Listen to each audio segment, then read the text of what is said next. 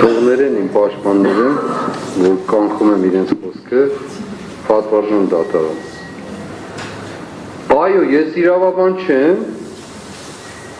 բայց դա չի նշանակում, որ ես ոչ կարդալ գիտեմ, ոչ գրել, ոչ էլ խոսել։ Ընդ որում ասեմ, որ Հայաստանում այս պահին իրավաբանություն էլ գոյություն չունի, որպես այդպիսի, որովհետև եթե մեռած չի, ապա սպանում են իրավաբանությունը։ Ես բիոէթիկայի մասնագետ եմ, եթե ոմանք լսել են այդ մասը, որը խոսում է հիմնականում բարոյականության, բարոյագիտության և դրանից բխած թե իրավունքի, թե տնտեսության, թե մնացած այլ հարցերի մասը։ Հետևաբար իրավաբան չլինելով, ես շատ ավելի լավ իրավաբանություն և իրավագիտություն գիտեմ, քան ոմանք կարող է դալիճում։ Բայց դրա մասին չեմ ես խոսելու, հենց հիմա, հարգարժան դատախազը խեղաթյուրեց իմ ասածը, հենց հիմա։ Ես ոչ մեկին չեմ պահանջում գանստեղ անմեղության կանխավարկած խախտելու համար վկայություն տալ։ Բացարձակ չեմ պահանջում։ Դրա համար կան դատարաններ, որոնք փառք Աստծո դրանք չեն ընդունում։ Ուրիշ բան չասեմ, այսինքն, երբ մենք դիմում ենք մարդկանց, որ զրպարտության, կանմեղության կանխավարկածի եւ այլն, ուղղակի բարույթ չեն ընդունում։ Դրա մեծագույն, լավագույն, բարձրագույն օրինակը վերջերս հակակոռուպցիոն կոմիտեին կամ դատարանում ներկայացված հանցագործության մասին հաղորդումներ, որը չընդունեցին, ինչու չընդունեցին։ Բա մարդիկ հայտարարությունները պիտի պատասխան տան, չէ, ես դա եմ ասում, միտեղ պիտի պատասխան տան, չկա։ Իմ ասածը այստեղ մարդկանց հրավիրել անմեղության կանխավարկածի մասին չէ, բացարձակ։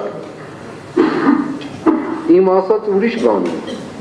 Մարդիկ հայտարարություններ են արել, եւ ես ասում եմ, նույնիսկ մեղադրական գործում կարող է չլինել այդ մասին։ Օրինակ ասենք մարդկանց կյանքից զրկելու մասին, հենց այդ նույն գյուլելու պատմությունը։ Կներեք, որ ասում եմ։ Հայտարարություններ են արել, չէ՞։ Լավ, իրենք ուրեմն ինչ-որ տեղեկություն ունեն։ Ունեն, թե չունեն, թող գան վկայություն տան։ Սրա մասն է խոսքը, ուրեմն դատախազը հենց հիմա իմ խոսքերը խեղաթյուրում է, հենց հիմա։ Ինչու է անում դա։ Ինչ նպատակով։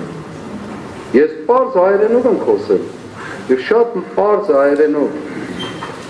Գիտեմ, որ ինքը բանասիրական կրթություն չունի,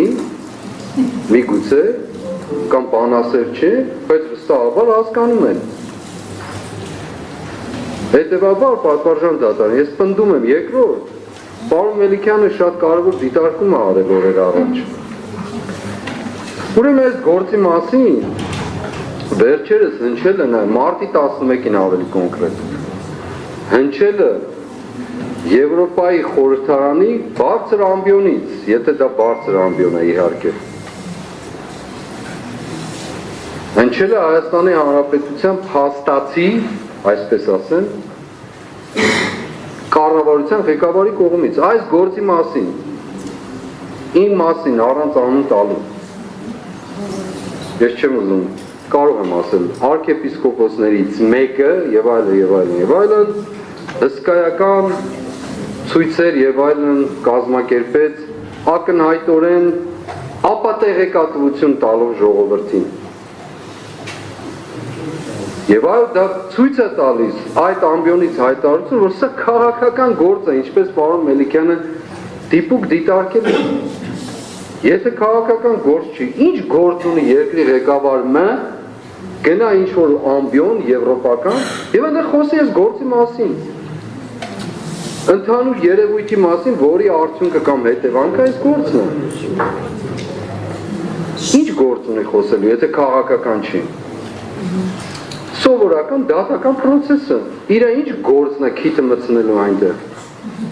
Նույն արել է արտաքին գործերի նախարար, ես բարձր պաշտոններն եմ ասում, Եվրոպայի դատարանում, ընդ որում նա լացելով, թե իրեն կյանքի ձրկելու եւ հետո շարունակություն հոգեվորականներ, որոնք ահաբեկչություն եւ այլն, հիմա բառացի չեմ մեջ վերում, բայց դա է։ Այս մարդիկ խոսում են այս գործի մասին, բայց չկան վկայություն տան, թե մենակ եվրոպացիների առջև են իրենք վկայություն տալիս, կամ այլ ուժերի հիբրիդային։ Ինչպես կարող են հիբրիդները հիբրիդային ուժերի դիմացող վկայություններ տալիս, ես չեմ ասում։ Կամ մեզ դա վերաբերում, ինձ դա վերաբերում, պատվարժան կամ հարգարժան դատախազ, ինձ, դուք նայում եք մեր հայացքների մեզ, և ես մի առիթով ասել եմ, ես չգիտեմ ինչ քաջությամբ ու համարձակությամբ եք դա անում, բայց հենց հիմա խեղաթյուրում եք իմ ասածները, հենց հիմա, այս պահին, և այո, պետք է գան վկայություն տան, չեն կարող ուրիշ բան անել, չեն կարող, այլապես նորից եմ կրկնում, ձեր միջոցով այս անգամ կրկնում եմ, ձեր թեթև ձեռքով նրանք զրպարտիչներ են, խաբեբաներ են, կեղծիկ գործողներ են և նրանց համար Հայաստանի Հանրապետության որևէ քաղաքացու կյանքը արժեք չունի, բացարձակ արժեք չունի, որտեղ մենք կարող են վեր գնալ, պաշտպանված գնդերով, ինչ ասես խոսել,